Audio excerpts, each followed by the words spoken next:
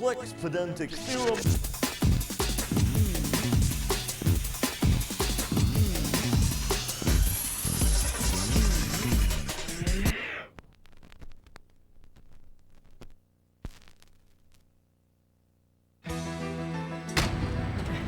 Hi, how are you?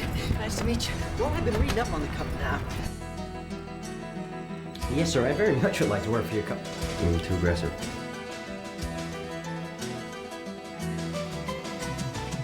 Yes, I'd love to work for this company, sir. Sir, I would love to work for this company. I think... I'd love to have a job here working with you. It's a great company. I'd love to have a job here working with you.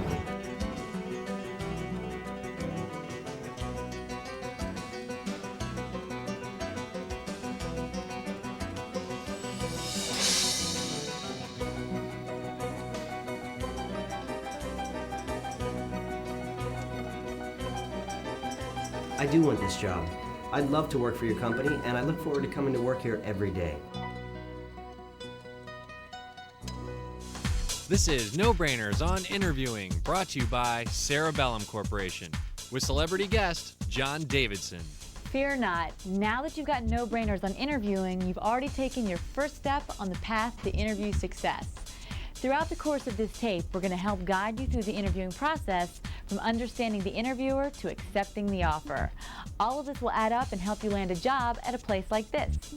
No Brainers on Interviewing was developed by the Cerebellum think tank, including Bradley G. Richardson, business owner and best-selling author of Job Smarts, and Marilyn Goldman, president of Horizons Unlimited Incorporated, a career counseling firm located in the Washington, D.C. area. And watch for some key interviewing tips from Tom Kiegelman, Vice President of Human Resources for Seagram's Incorporated. And for additional help, we've included a booklet chock full of tips and summaries of what we'll discuss in the tape. So hang on to it, you'll need it later. No Brainers on Interviewing is full of great advice on how to have the ideal interview. You can be sure that we'll make learning how to interview quick, easy, and fun. That's a no-brainer.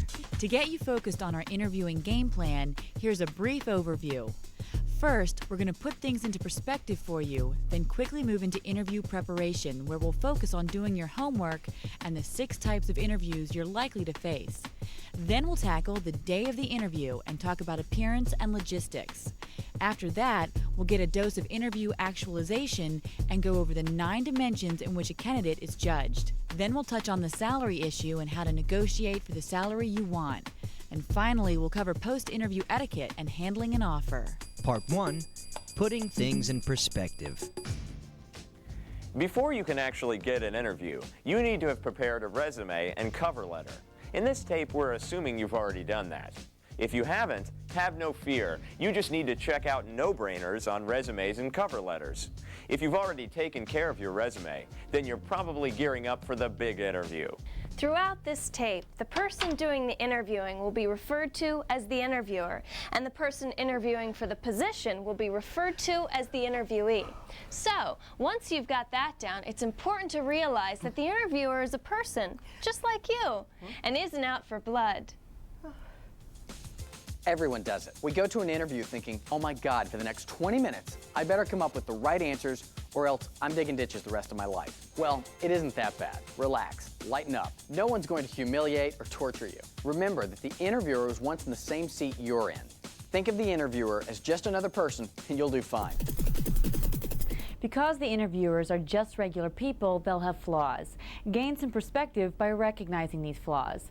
There are 3 things you need to look for. First, the interviewer may not be used to interviewing. Secondly, the interviewer may not know what to look for.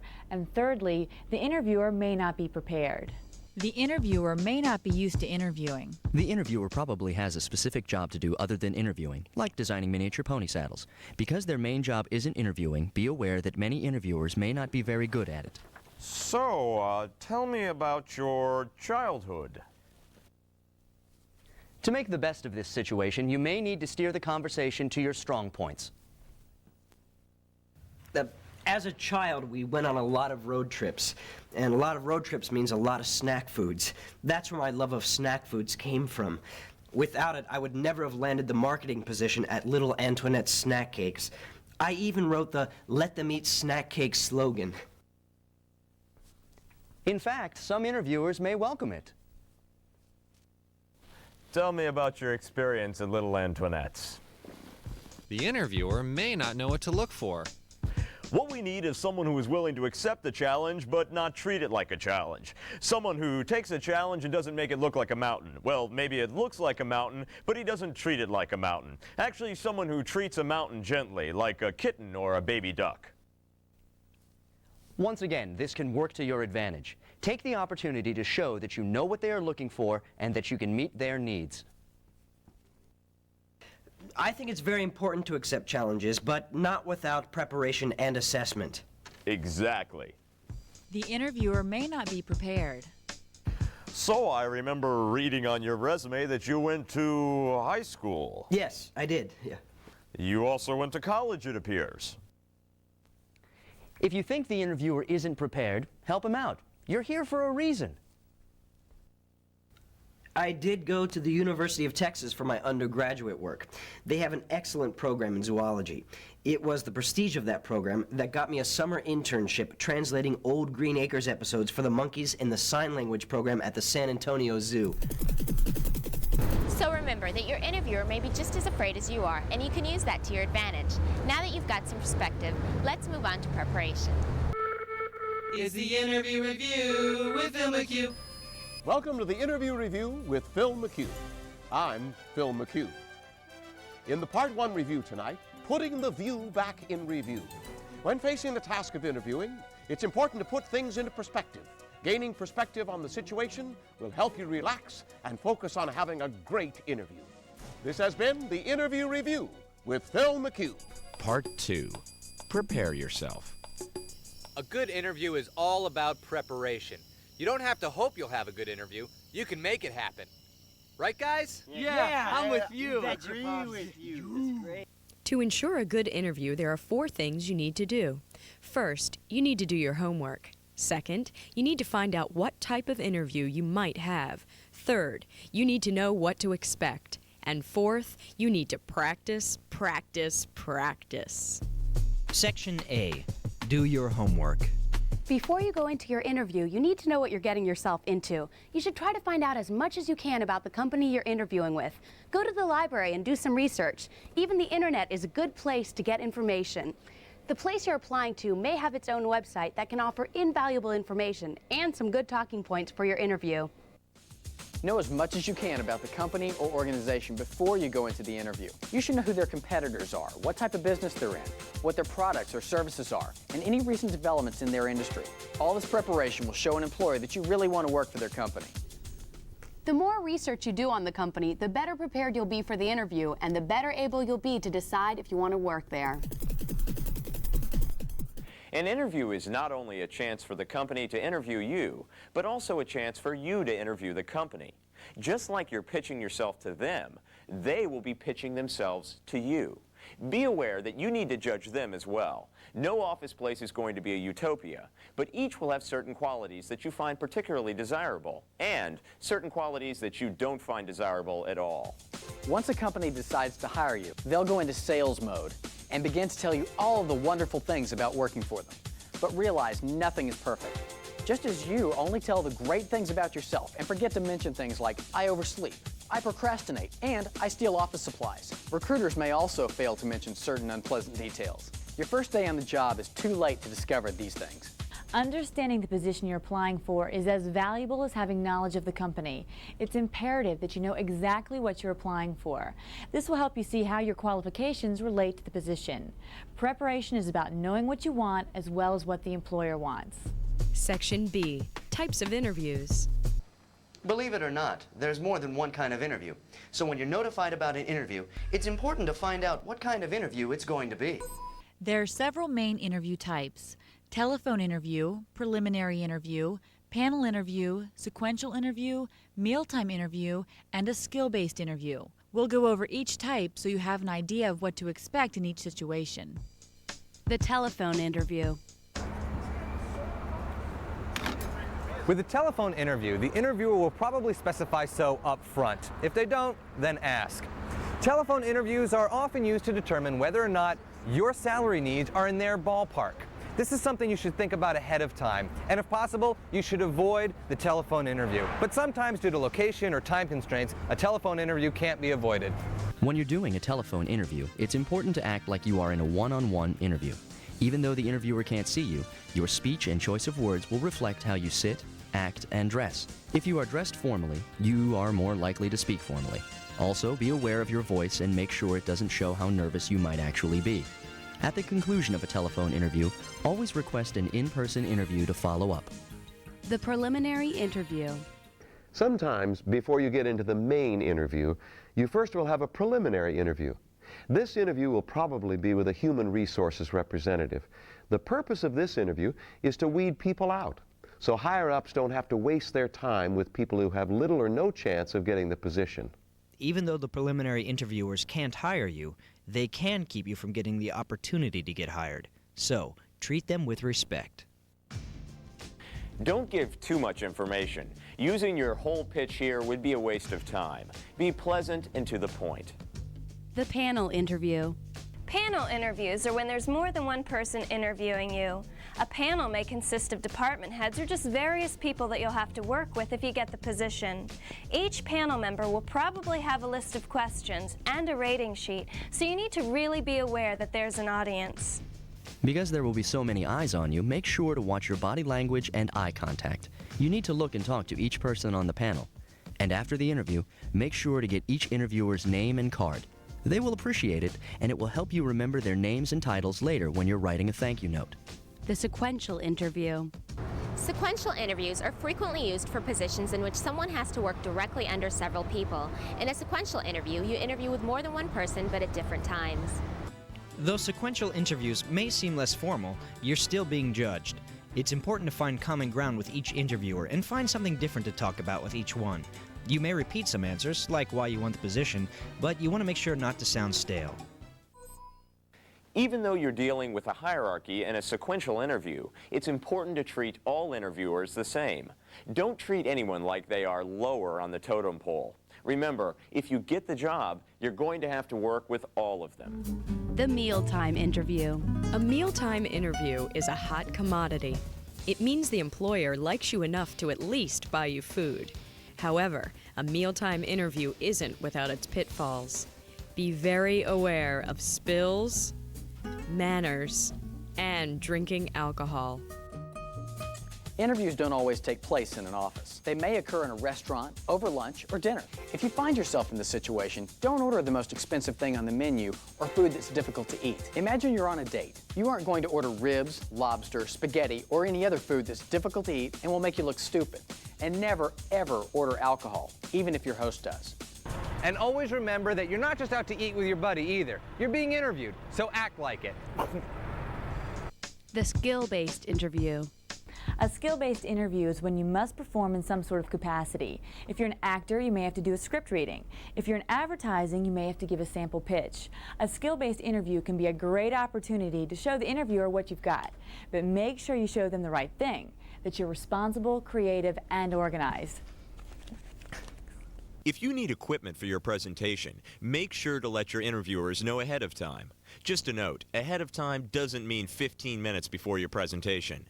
Be 100% prepared. Don't ever wing a presentation, and make sure you're clear on what they're expecting. Section C, know what to expect.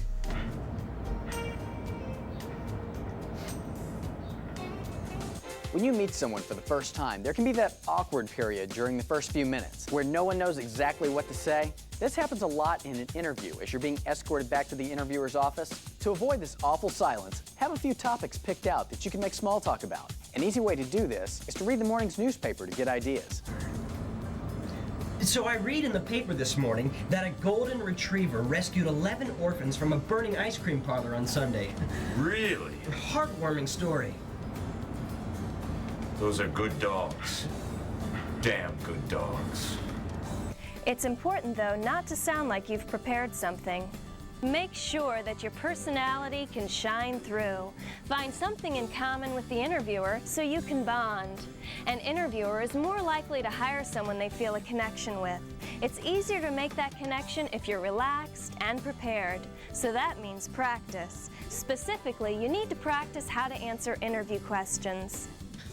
I just don't know how to act in an interview situation anymore. I used to model myself on Humphrey Bogart, but now I'm thinking I want to be more like Gene Hackman in Hoosiers. I don't know what the right answers are. I just don't know. Okay, Kurt. There are no right or wrong answers in an interview situation. The best answers are the ones that help the interviewer understand who you are. There isn't one perfect phrase or thing that you can say that will make an employer hire you on the spot. Employers want to see who you are, how you communicate, and how you think. You should take time to think through questions that an interviewer might ask. Think of answers for the common questions, but also answers to questions that will throw you off or make you nervous. To help prepare you, we've included a list in the insert booklet of some of the most common questions interviewers ask. Things like, why are you leaving your present job? Employers use these zingers to weed out candidates. Because of this, we call these questions the most common disqualifying questions. When preparing for an interview, make sure to think of answers for these common disqualifying questions. These are questions that will get you to reveal something about yourself that you wouldn't ordinarily reveal, so you need to be careful. Where do you see yourself in 5 years? Answering this question with, I see this job as a stepping stone to a better job, isn't a good option. That answer will get you the boot. You need to show that you will be committed and hardworking. I'm really interested in developing and strengthening my skills. I think the direction in which this company is going would allow me to achieve this goal in the next 5 years. Other disqualifying questions are ones such as, tell me about yourself. This is a common question, but it's stumped many an interviewee. Your answer will vary according to what kind of position you're applying for, but the most important thing is to have prepared ahead of time and have an answer that flows naturally. You can also think of questions that are specific to your field. If you're in advertising, ponder questions like, what do you think is one of the best advertising campaigns right now and why? These are all difficult questions in their own respect and might be part of a high-anxiety interview. High-anxiety interviews are common in high-stress fields like investing or sales. If you're in a high-stress field, you might want to prepare for a more difficult interview. Ah, don't touch me! I'm under a lot of stress. In a high-anxiety interview, interviewers will use tactics to see if you can handle a high-stress environment. They may be purposefully offensive, may act like they aren't listening to you, ignore you, and ask you negative questions. For example, they may ask you to tell them about a time you made a mistake or failed to meet a goal. Turn the question around to have a positive message. So, what do you think your boss's biggest flaw is? Actually, I have a good relationship with my boss. I'm leaving my current position because I recognize I'm ready to move on and increase my responsibilities. Speaking of positive spin, if you have gaps in your resume or any other problem that may come up, such as college GPA, prepare to answer questions about it. Hey, is a 1.8 GPA bad? Don't volunteer information about it, but be prepared if you don't have a choice. No matter what an interviewer asks, keep in mind that there's a good way to answer every question. A good answer is complete, to the point, and highlights something about yourself. Never just answer the question. Turn each answer into an opportunity to tell the interviewer why you are right for the job. There are certain things an employer is not allowed to ask you in an interview. Among these are questions about your age, family, marital status, sexual orientation, race, or religion. So if asked, how do you handle it? Begin by simply stating with a smile, that's an interesting question, but I really don't see how it has anything to do with this position. Most smarter interviewers would get the hint and back off. If not, state that you don't feel that the question is appropriate and understand it may even be illegal to ask. Just because an employer asks you a question doesn't mean you have to answer. In order to have a great interview, you need to take the things we've discussed so far and practice. Just like an athlete, you need to work hard to achieve your goals. A world-class athlete would never think about performing without practicing first. Before you go into your big interview, you should spend time practicing with a friend, video or audio taping your practice sessions, or even talking in the mirror to make sure that you sound and look good. Even though you may feel stupid, this practice will help you to eliminate errors and gain confidence. Let the practice begin. Practice is important, but practice only makes perfect if you know what to practice. To know what to practice, you need to know what to expect. It's important to be prepared for even the smallest of things, like how to dress and how fresh your breath is. Is the interview review with Phil McHugh. Welcome to the Interview Review with Phil McHugh. I'm Phil McHugh. Tonight in Part 2 review, take it from the Scouts. Be prepared. Being prepared means knowing what to expect and practicing. This has been the Interview Review with Phil McHugh. Part 3, the day of the interview. It's necessary that as you begin the interview process, you begin to think of such things as dress, directions to the office, and dealing with nerves, so that when the day of the interview comes, you'll be ready. Section A, Appearance. The number one question about appearance is, how formal do I dress? This is even more of a question now, with a lot of offices going casual on Fridays, or even going casual every day. In this complicated world of wardrobe, here's a good rule of thumb. If you wear a coat and tie to an interview, and the people you're interviewing with are casual, nobody will think less of you. However, if you show up to an interview dressed casually, and the employer is dressed professionally, you certainly will be noticed, negatively. So unless your interviewer tells you otherwise, it's best to dress professionally. Women. The key to appearance for women is conservative. A smart suit will help you achieve this look. Overall, women need to focus on looking nice and well-groomed. Hair, clothing, makeup, and jewelry should not be memorable. Your best impression should come from the content of the interview, not your wardrobe. Men. The key to men's dress is to look traditional. I'm here to interview for the marketing position. That's traditional, not outdated. A good old suit and tie will do the trick. For men, the most important thing is to look clean, well-groomed, and aware that it's not 1976. Men. And women. Make sure that whatever you do wear is clean, wrinkle-free, fits, and looks nice on you. If you look good, you're going to feel relaxed and confident. Though you may leave for the interview smelling like a rose, you aren't scot-free. Right before the interview, take a trip to the bathroom to check your appearance, including teeth, breath, body odor, and makeup. This will save the "you've got something right here" scenario. So once you're clear on the whole appearance issue, you need to start thinking logistics. Section B, Logistics. It's imperative that you know where you're going for the interview. Knowing the area isn't good enough. You need to know exactly where the company is. Before the interview, go find the location. Leave around the same time you'll be leaving for the interview and take the same type of transportation. This way, you'll know how long it takes to get there, and you'll save the embarrassment of getting lost and being late. Don't be late. However, if you are late, apologize right away, but don't explain. You don't want to be late. But on the other hand, you don't want to put pressure on the employer by being early. If you're early, then just walk up and down the block or sit in your car in the parking lot. You don't want to appear over-anxious. Right on time is the right time. If your interviewer is late, don't get upset. Use the time to look over your resume again or to check out the company literature. If the interviewer is really late, you should still wait at least an hour before leaving. After a half hour, you should ask the receptionist or someone that works at the office what you should do next. On the day of the interview, you need to think about what you're going to bring along. You can bring carrot sticks and a sandwich if you want to, but to make sure that you're fully prepared, there are a few special things you need to bring with you. Always bring several copies of your resume.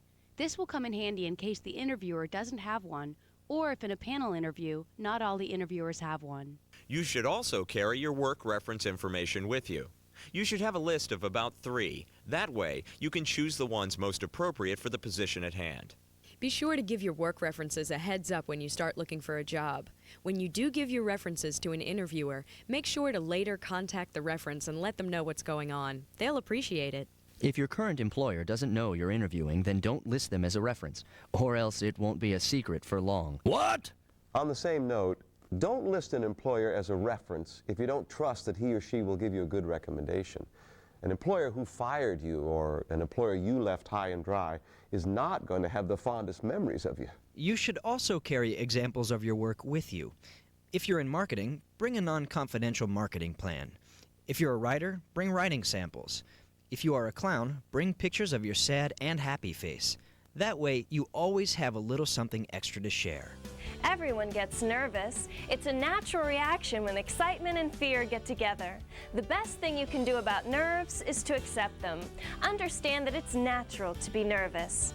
You can try basic relaxation techniques to help keep your mind off them. First, focus on your breathing. Make sure you're doing it, and make sure your breaths and exhales are long. This will help to relax you.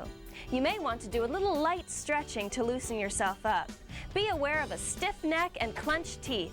You want to make sure that nerves don't affect your body language. You can also try to talk yourself out of being too nervous. Focus on the part of you that's excited, not afraid. Get psyched about sharing yourself with the employer. Don't dread the experience. An interview is your time to shine. Once you're ready for the day of the interview, it's time to start thinking about what is going to go on in the actual interview. Interview actualization. Is the interview review with Phil McHugh. Welcome to the Interview Review with Phil McHugh. I'm Phil McHugh. Tonight, Interview Review tackles a day of small talk, breath fresheners, and business cards. A day of punctuality and pretense. A day of the interview.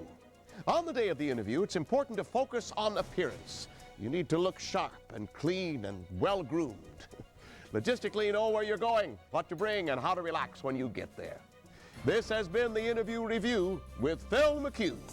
Part 4, Interview Actualization. This is it, what you've worked so hard for. If you can stay focused, you'll do great. Section A, Judgment Day. There are 9 dimensions in which a candidate is judged during an interview. 1, educational background. 2, work experience. 3, oral communication skills. 4, impact through appearance and personality. 5, motivation and commitment to a job. 6, initiative on the job or in school. 7, independence on the job, including conflict resolution. 8, broad range of interest. And 9, work standards. This list also appears in the booklet that came with your tape.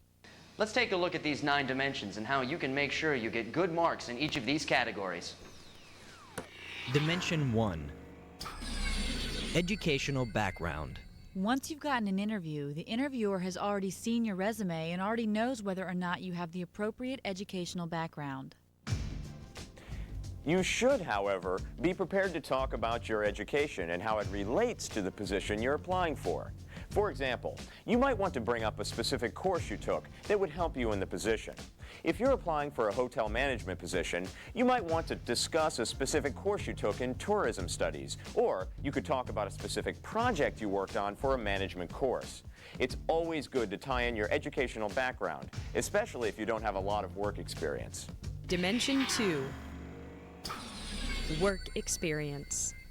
Work experience is another area that the interviewer should already know a little about.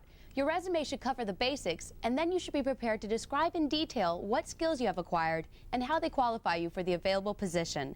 Be specific. Talk about a project you helped implement and how it affected the company.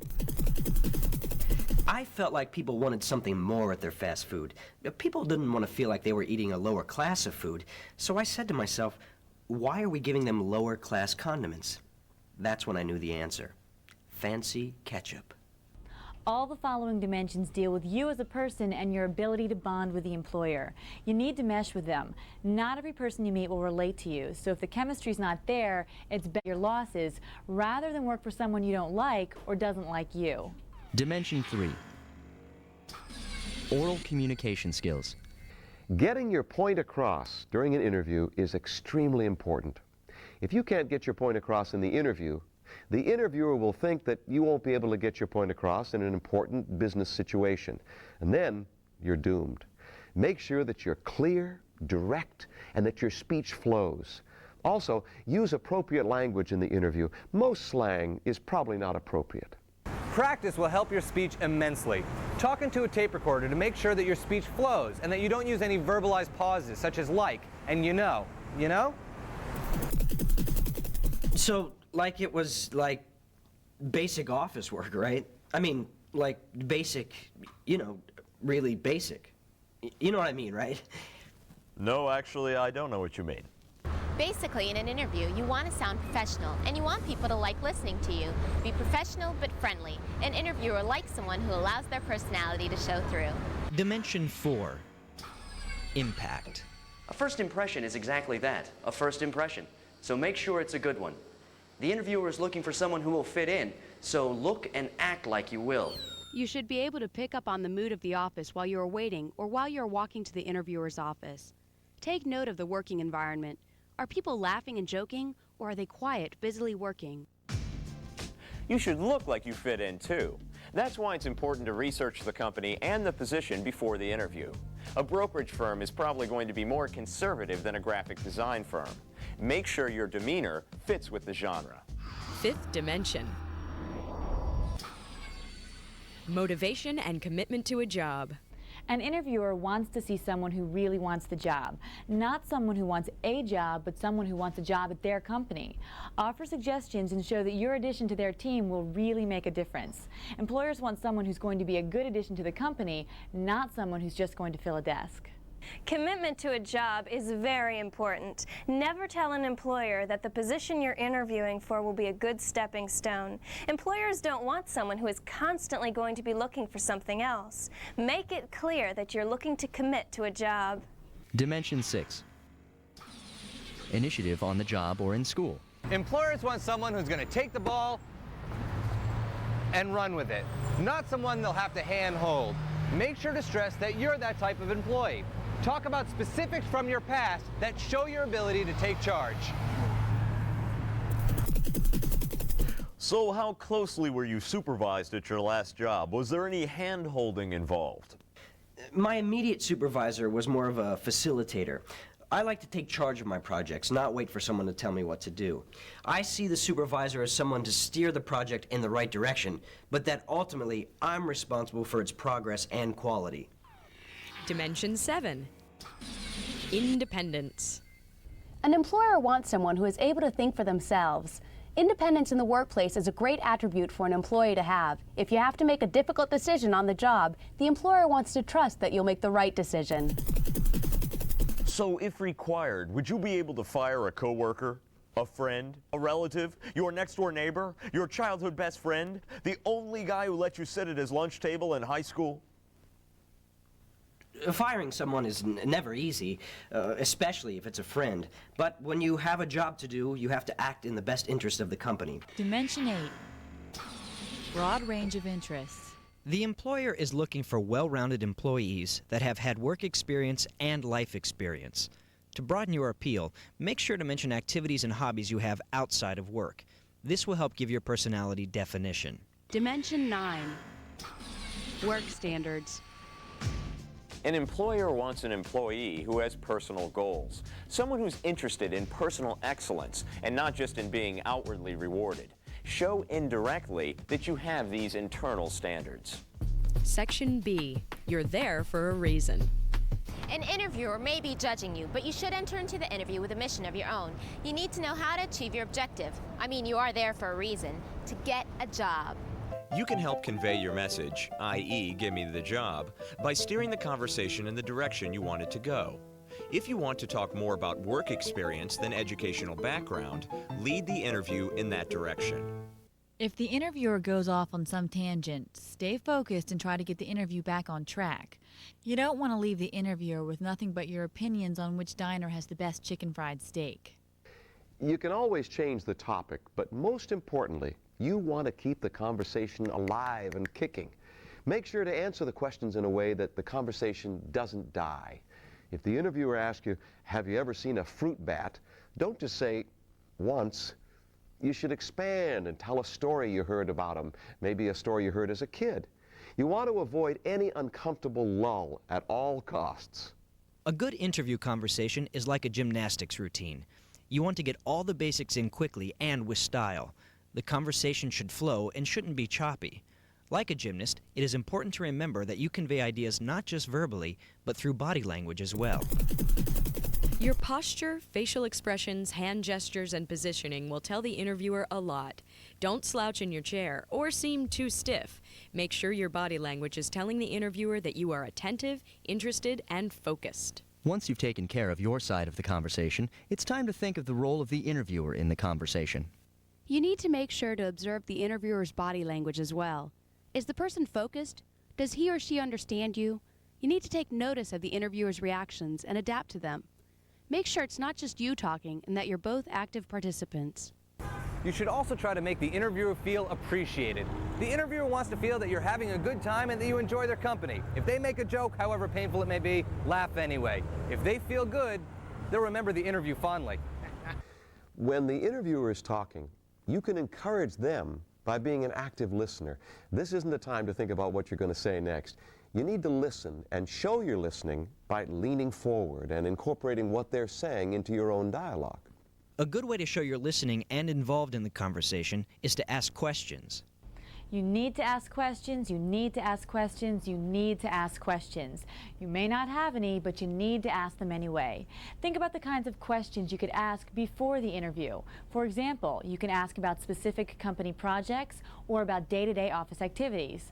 Don't just wait until the end of the interview when they ask for questions. Ask questions throughout.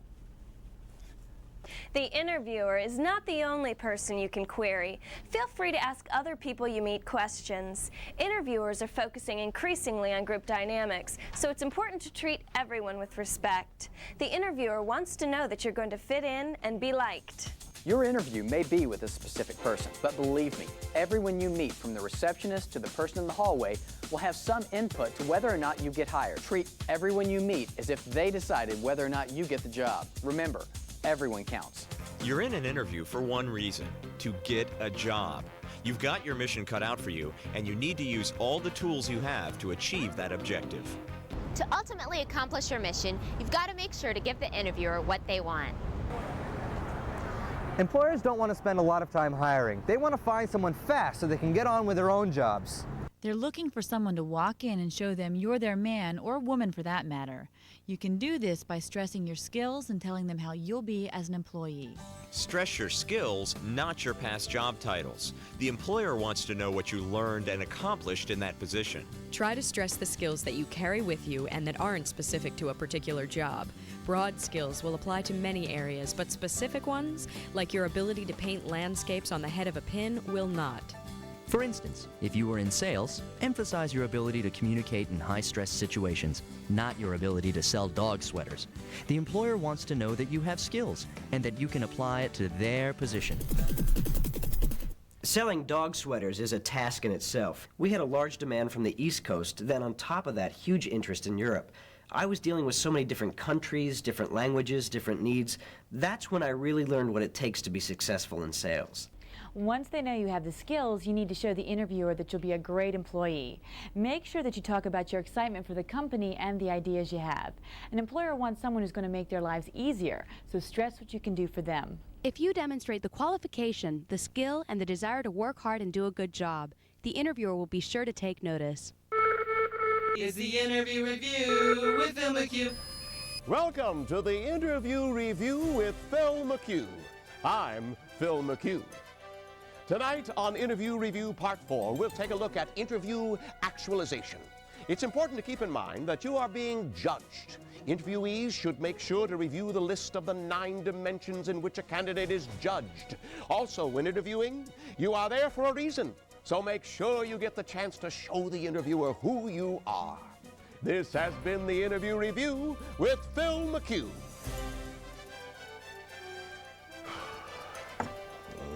You'll never be judged again. Part 5. Salary. Getting what you want. Salary is like someone with toilet paper on their foot. You don't want to bring it up, but someone has to. As far as salary goes, before you even mutter the word, you need to do some homework. First, you need to find out what salary they're offering and if it's appropriate for your education, your experience, and for the field itself. If the salary meets these criteria, then it shouldn't be an issue.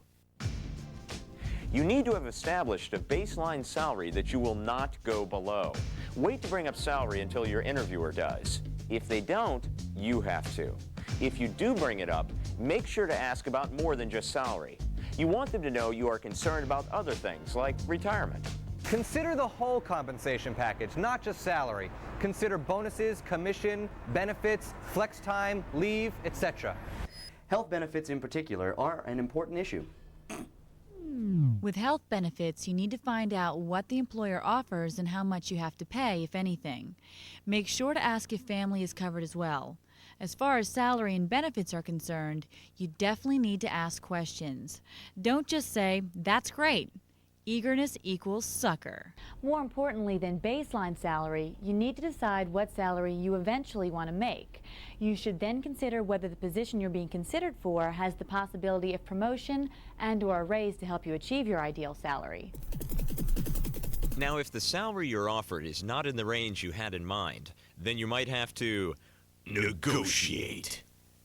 If you want to negotiate a higher salary, you need to be prepared to offer reasons why you deserve that extra cash. The salary I requested is based on my German language skills, the 2 years experience I had writing Sweet Valley High books, and my degree in Central European Studies. Cite skills, experience, and educational background. This will create a strong, well-organized argument, but be prepared to defend your position. If you aren't offered the exact salary you want, you still have options. One is to discuss starting at the salary they've proposed, and then after a probationary period, increasing that salary. That way you have a chance to prove yourself and earn an increase in your salary. Remember, too, that salary might not be brought up in the initial interview. It may be brought up in a follow-up interview. If this is the case, the follow-up interview is the best outlet for negotiating. So once you've had the salary talk, the interview is probably almost over.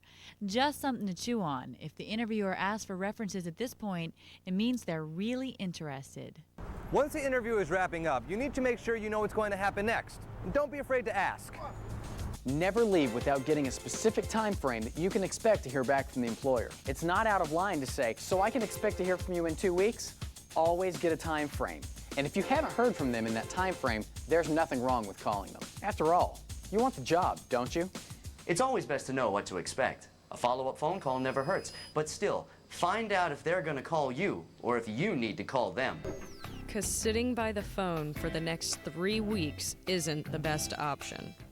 So I guess this is it. It's not goodbye, just see you later. We've been through a lot together. It's almost like you're a son to me. So, should I call you on Friday? Don't call me, I'll call you. Is the interview review with Phil McHugh. Welcome to the Interview Review with Phil McHugh. I'm Phil McHugh. Tonight, Interview Review Part 5, the inside scoop on salary. Hold off on the salary talk for as long as possible, but when the salary issue is brought up, it's important to find out what the employer is offering, including benefits, how it compares to other salaries in the field, and if it's appropriate for your education and background. Then, if you choose to negotiate, you can move forward from there. This has been the Interview Review with Phil McHugh. Part 6. The interview is over. Section A, post-interview etiquette. Once the interview is over, you need to write a thank you letter. This will help the interviewer remember you and remember what you talked about. Before the interview is over, make sure you know who to write the thank you note to. There's nothing more embarrassing or more inappropriate than addressing a thank you letter to whom it may concern. So keep this in mind during the interview. You can always jot down names on a pad of paper, or better yet, you can get business cards from the various people you meet over the course of your interview. You're going to meet a lot of people, especially in a group or on-site interview. Nobody expects you to remember every single name, but you can certainly impress someone by writing a thank you note or mentioning their name. One great way to remember names is to ask for a card, and on the back of the card, you can write notes about the person or the meeting. A thank you note helps tell the interviewer that you know, understand, and practice etiquette. This is important because it is a good sign that you will act appropriately on the job and with clients. Sending a quick thank you note will do more for you than almost anything that happens in the interview. It reminds an employer who you are and demonstrates that you take pride in yourself and what you do. A thank you note doesn't have to be long or elaborate. Just make sure that you mail, fax, or even email it within 48 hours of your interview. As we discussed before, you should get a clear answer before you leave the interview about what the next step is going to be. If you haven't heard from the interviewer by the specified time, call. You won't look pushy. You just look like you want the job. When that job offer does come in, you need to be ready for it. It's here. Section B, the offer. It will come. Caroline, what you watching, honey? Go into the light. Go. You need to decide if you want the job. Did you like the environment? Did you like the people? Did the people seem happy? Did the job description fit what you want to do? Will you grow at this job? Asking yourself these questions should tell you whether or not you want the job. You wanting them is just as important as them wanting you. When you do get the offer, don't accept it right away. If you have decided that you really don't want the job, still give yourself time to think it over. But on the same token, if you do want the job, you don't want to appear desperate or without options. Thank the employer and give them an exact time by which you will call back with your decision. If you decide to take an offer, make sure to get the specifics. Don't take an offer without discussing job description, salary, and benefits. Find out who you report to and what is expected of you in terms of performance, and find out exactly what the offer entails. You can even ask for it in writing. The offer is the desired end of the interviewing road, but remember that every interview is an opportunity to learn about yourself and potential employers. Each interview will help make you a better interviewee, making the ideal interview the norm. Your mission is successfully completed when you've gotten the offer you want. If you follow the tips we've presented on this tape, you're well on your way to that goal. So, congratulations. It's the interview review with Phil McHugh. Welcome to the Interview Review with Phil McHugh. I'm Phil McHugh. Tonight, Interview Review Part 6, Life After the Interview. Once the interview is over, the interviewee needs to think about post-interview etiquette, like writing a thank you letter, and start thinking about the possibility of an offer. After the interview, it's important for the interviewee to decide whether or not he or she wants the position. It isn't just about what the interviewer wants, it's about what you want as well. This has been the Interview Review with Phil McHugh.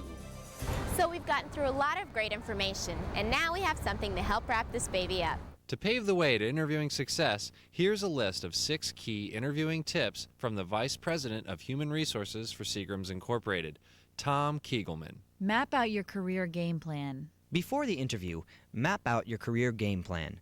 Know what you want and what you're doing at an interview. Soul search.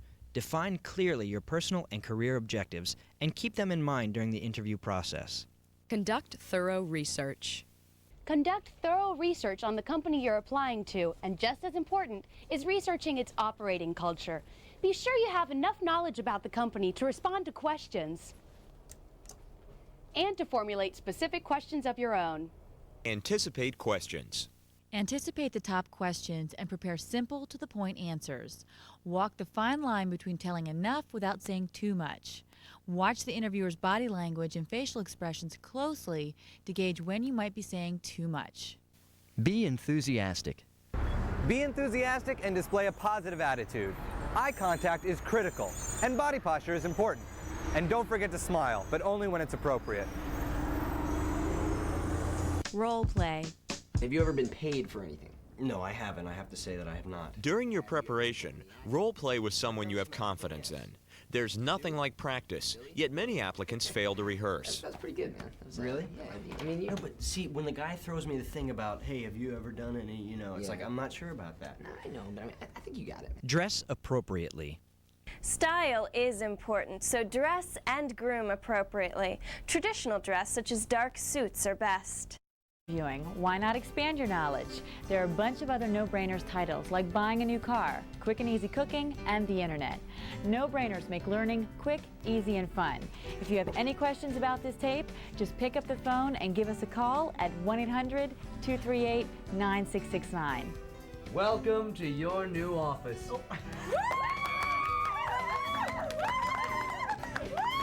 Thanks a lot. I'm very excited about this new job, and I'm really happy to be here. And if you want some more help kickstarting your career, go ahead and pick up a copy of Bradley Richardson's Job Smarts, and you'll be sure to find the job you're looking for.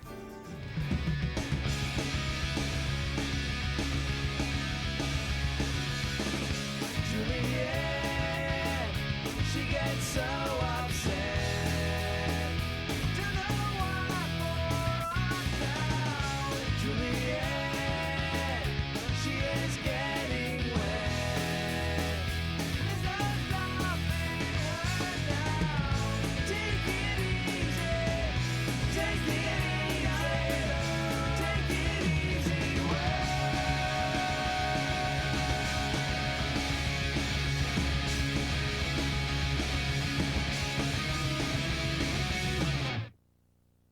Introducing another exciting video series from Cerebellum, the award-winning Standard Deviants. Recommended by university professors and teachers across the nation, the Standard Deviants are helping students everywhere. The Standard Deviants cover all major subjects and present tough course material in an enjoyable and informative video format. Watch as the Standard Deviants help you understand today's most difficult courses, including algebra, accounting, calculus, chemistry, differential equations, English composition, finance, marketing, organic chemistry, physics, psychology, Spanish, statistics, trigonometry, and much, much more. Get started today with the Standard Deviants. Call 1-800-238-9669 to find the store nearest you or visit us at www.cerebellum.com. The Standard Deviants, 1997 and 1998 15-time Telly Award winner for Best Educational Video.